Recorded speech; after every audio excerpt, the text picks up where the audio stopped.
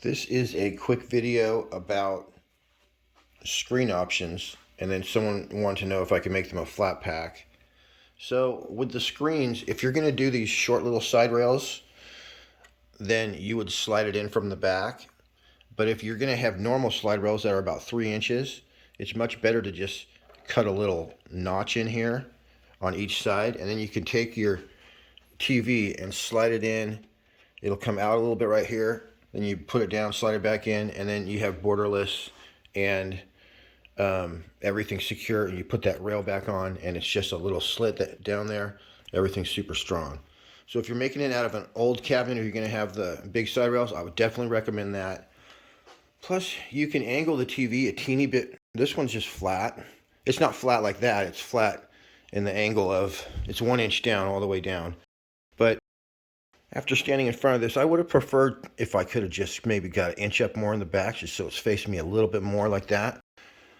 And you can do that if you have the 3-inch side rails. So, option for your monitors. This one's all smeared up, but this is a OLED C3 from LG, but it's a 42-inch. So instead of a 43-inch, so you don't get quite as far up there. Whereas if we look over here, this thing, a 43-inch covers everything a lot better, but it's not OLED. OLED, though, you have to worry about leaving it on the same thing for more than an hour, so I don't prefer those.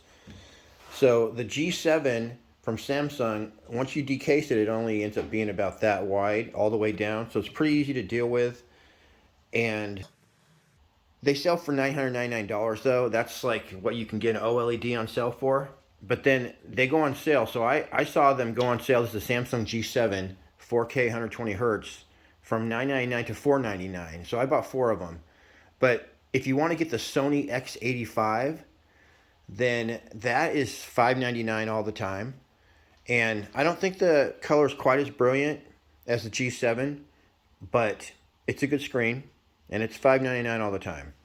So those are a couple options. And it also decases to be about, instead of being like the G7's about like that, the Sony's probably 3/4 or 1 inch, rather than being, the G7 is literally a 1/2 inch when you, on both sides when you uncase it. When you uncase the OLED 42 inches, it's going to be about this much on one side. The other side is going to be about this much. So if you're getting a flat pack, you just got to let me know what TV you're going to use. This right here is a cabinet. This would be what a flat pack would turn into. And you got, it depends like what buttons you want to use. This is drilled for the to be a stern clone with a stern coin door.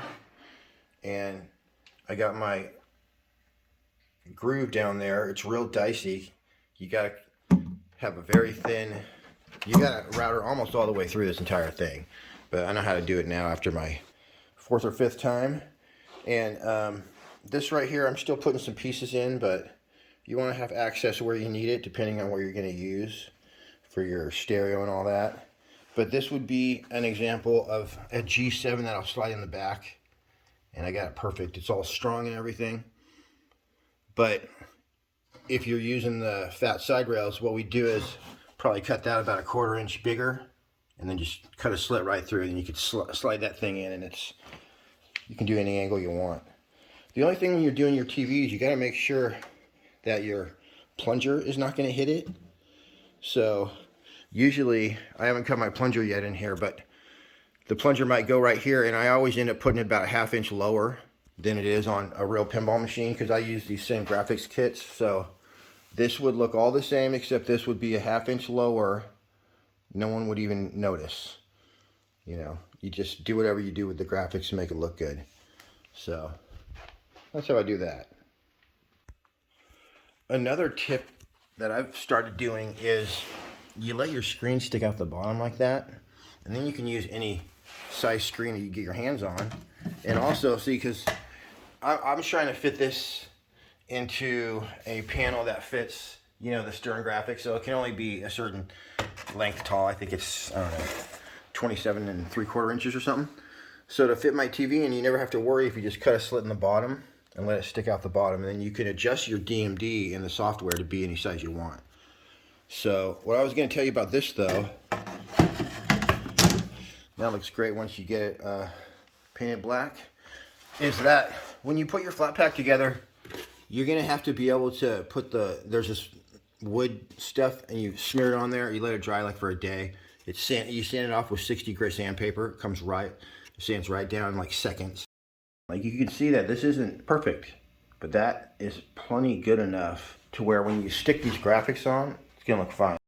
So you're gonna do that to your screw holes, and then you're gonna do 1, 2, 3 primer, which they have everywhere, and that's it. That's all you gotta do. You're ready to stick your decals on. With the 1, 2, 3 primer, you gotta let it dry a few days. You don't want to just put it on the next day. Your decals on the next day. Let it dry a few days, and then you hit it with like fine sandpaper, like 300, 400, 600 grit or something like that. Then you wipe it with alcohol. Put your graphics on, tape them in the middle. There's a Way of the Wrench video that shows how to do it, and they go on beautifully. The graphics are actually the easiest part of your whole build. I used to dread them, but they're actually super fun and super easy. All right, so that's a couple options for flat packs. See you on the next one.